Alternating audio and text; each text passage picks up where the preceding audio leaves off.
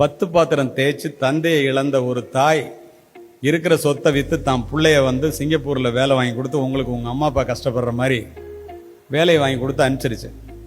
மொதல் 2 வருஷம் வந்துட்டு போனால் அடுத்த 2 வருஷம் பேசிக்கிட்டு இருந்தால் அப்புறம் வரவே இல்லை. ஒரு பேர பிள்ளைய பார்த்துட்டு செத்து போகிறேன்டா, கல்யாணம் பண்ணிக்கடா, உன் முகத்தை காமிச்சிட்டு போடான்னு இந்த தாய் அழுகுறாங்க. கதை இல்லைங்க, நிஜம். அங்கேருந்து வர்றாங்க. இது உங்களுக்கு சம்மந்தம் இல்லாத சப்ஜெக்ட், ஆனால் வாழ்க்கைக்கு மிக தேவையான சப்ஜெக்ட். அங்கேருந்து வந்தோடனே நான் சொல்கிறத நீ கேட்டா நான் கல்யாணம் பண்ணிக்குவேன், உன்னை சிங்கப்பூர் அழைச்சிட்டு போவேங்கிறான். நீ என்ன சொன்னாலும் கேட்குறாங்கிறான். பிள்ளை பாசம் கண்ணை மறிக்கிறது. 80 வயசு அந்த அம்மாவுக்கு. எல்லா சொத்தையும் வித்துருந்தான். வீடு உட்பட மீதி இருந்த நிலம் எல்லாத்தையும் வித்துருச்சு. பணத்தை கூட நான் வாங்கிட்டான். வேற எங்கேயும் இல்லைங்க, திருச்சியிலேருந்து புதுக்கோட்டை போகிற வழியில் வீடு. திருச்சி ஏர்போர்ட்டுக்கு காலையில் 7:30 மணிக்கு அம்மாவை நீ வா, உன்னை சிங்கப்பூருக்கு அழைச்சிட்டு போய் நான் உன்னை அங்கே கல்யாணம் பண்ணிக்கிறேன், நீ பேர பிள்ளைய பார்க்கலான்னு தாயை அழைச்சிட்டு வரோம். 80 வயது மூதாட்டி வந்தான்.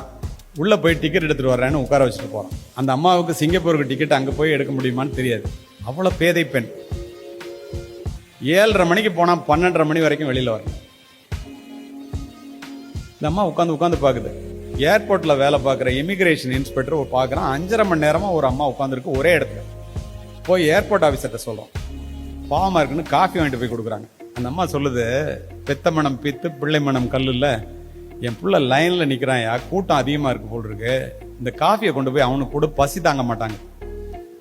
பேர் என்னன்னு கேட்டுட்டு போய் சாட்டை பார்க்குறாங்க.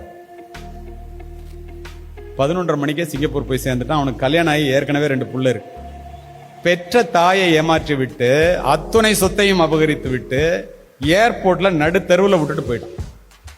ஆட்டோ எடுத்துட்டு போய் அந்த அம்மா தன்னுடைய வாழ்க்கையை எப்படி முடித்து கொண்டாள் என்றால் நீங்கள் யாரும் தாங்க மாட்டீர்கள். தாயிலிருந்து தான் தலைமுறை தொடங்குகிறது. ஒவ்வொரு தாயும் ஒரு வரலாறு. தலைமுறை மாற்றத்தை உருவாக்கக்கூடிய தகுதி படைத்தவள் இந்த உலகத்தில் தாய் மட்டுமே. மாதா வயிறெறிய வாழா ஒரு நாளும் என்கிறார் வாரியார். மாதாவை ஒரு நாளும் மறக்க வேண்டாம் உலக நீதி. அன்னையும் பிதாவும் முன்னறி தெய்வம் கொன்றைவேந்தன். முத்துக்குமார் எங்க அம்மான்னு அறிமுகப்படுத்தினாரு. அவ்வளவு மகிழ்ச்சி எனக்கு. பெற்ற தாயை அழைத்து கொண்டு இத்தனை பெரிய கூட்டத்திலே அறிமுகப்படுத்துகிறாரே. உண்மையிலே இந்த பையன் நல்ல பையில வளர்ந்துருக்கிறதுக்கு ஒரே காரணம் அவங்க அம்மான்னு அப்பவே நினைச்சிட்டு இதை பேசணும்னு முடிவு பண்ணிட்டேன்.